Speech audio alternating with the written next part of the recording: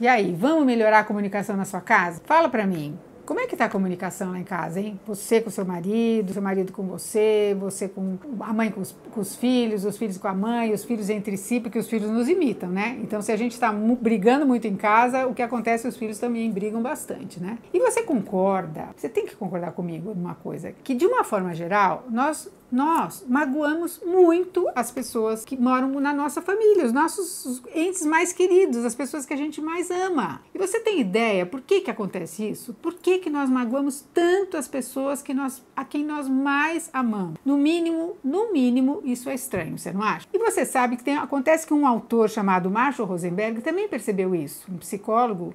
Ele fez essa descoberta e viu que realmente, ele falou assim, eu não entendo por que as pessoas se magoam tanto. Então ele resolveu estudar esse assunto e descobriu vários problemas na nossa comunicação. Isso foi uma descoberta muito incrível, muito boa para todos nós, né? Ele descobriu que nós temos quatro grandes problemas, e também procurou a solução para isso, né? Na forma como nós falamos com a pessoa, né? A gente não tem compaixão, a gente não se conecta com a pessoa. O primeiro problema foi o seguinte, que nós temos uma tendência nociva, perversa, que é a mania de julgar. Então, quando nós observamos uma situação dentro de casa, assim, quase automaticamente emitimos um juízo. Sei lá, um juízo negativo. Imagine, o marido chega um pouco tarde, não sei o que você fala? Você acaba falando, puxa, você podia ter avisado, puxa vida, não tem consideração, né? E assim, eu tenho um outro exemplo que eu posso te dar, assim, um exemplo comum que acontece com todas as pessoas. Você pode marcar um encontro com alguém para se encontrar às 4 horas da tarde. Você chega lá pontualmente e de repente seu amigo, sua amiga chega lá 2 horas atrasado. E você pensa que a pessoa vai se desculpar muito, a pessoa fala só isso, desculpa aí, hein, cara, não deu. O que passa na sua cabeça numa hora dessa? O que passa? Aliás, não é nem na hora que a pessoa fala, é um pouco antes, né? Você fica pensando assim, puxa vida, não é possível, esse cara não tem noção, né? É um folgado, né? Será que não tem relógio? Não podia ter dado uma ligada, avisar que tá atrasado? Pensa que eu posso ficar aqui o dia inteiro? A gente vai cozinhando uma raiva dentro de nós, assim, e quando a pessoa chega, a gente solta tudo aquilo num julgamento. Agora pensa na sua casa. Será que você não faz a mesma coisa com seus filhos, com seu marido, com a sua esposa? Filho que não obedece, marido que chega tarde, a esposa que reclama sem parar. Isso os maridos sempre falam, né? Que a mulher só reclama. Por quê? Porque é violento a forma como a gente fala.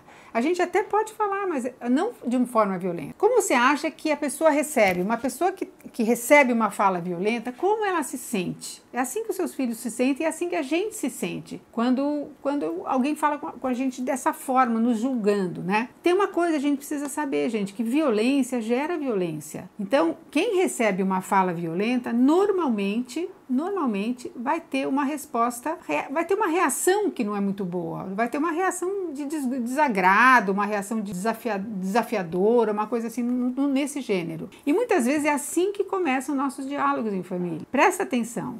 O segundo problema que nós temos aqui é a dificuldade que nós todos temos, talvez seja cultural mesmo, que é o fato de não termos o hábito de expressar o que sentimos. Nós ocultamos os nossos sentimentos com uma fala que julga, né? E o que significa isso?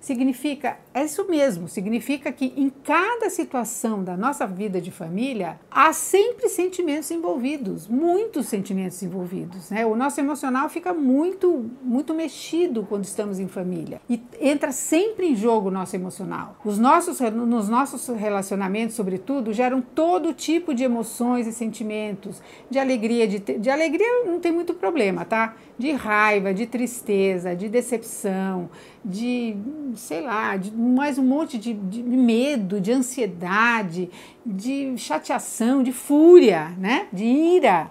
Muitas vezes tudo isso gera na gente tudo isso, não tem como, né? E por pudor ou por cultura, não sei bem, nós não temos o hábito de revelar. Né? Achamos que é uma fraqueza a gente falar sobre o nosso sentimento para uma pessoa, porque a gente já acha que vai ofender a pessoa, mas a gente acha que julgar não ofende, né? Por exemplo, uma nota baixa de um filho, uma fala mais agressiva de uma filha, uma desobediência do pequenininho, provocam em nós todo tipo de sentimento, gente, todo tipo de sentimento, principalmente se nós estamos cansados, né? Mas ao nos comunicarmos com os nossos filhos, esposo, etc., o que nós fazemos? Atacamos, agredimos e julgamos sumariamente e automaticamente. Quer ver como é frases que a gente fala? Não aguento mais essa bagunça. Você não vai ser nada na vida, você não estuda, olha só que você vai virar.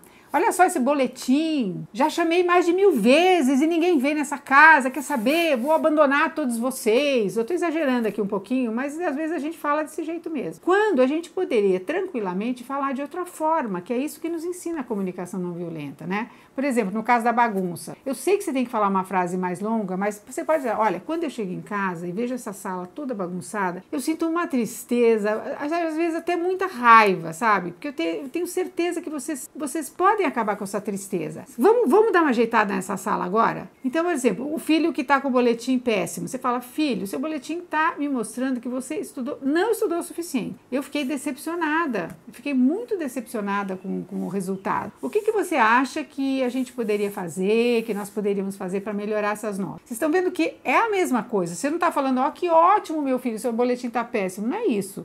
Mas você tem que parar e pensar de uma forma que você não esteja julgando e agredindo o seu filho. Quando você fala aquilo, já chamei mais de 1000 vezes, não sei o quê.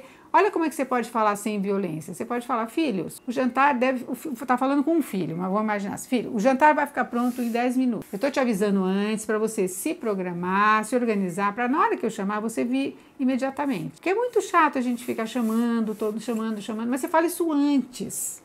Não é quando você vai berrar e depois você vai falar depois. Então, são várias maneiras, aqui impossível que eu consiga falar todos os exemplos, mas vocês já vão vendo que é uma maneira nova de usar a nossa linguagem. O terceiro problema deriva do segundo. E sabe qual é? Tem a ver com as nossas necessidades. Sabe por quê? Porque quando nós ficamos irados e de alguma maneira nas nossas falas, porque elas deixam patentes as nossas necessidades. Quando a gente percebe, puxa, eu precisava tanto de um pouco de paz, eu precisava tanto de um pouco de sossego, de compreensão, né? Então, atrás de cada sentimento há uma necessidade não atendida.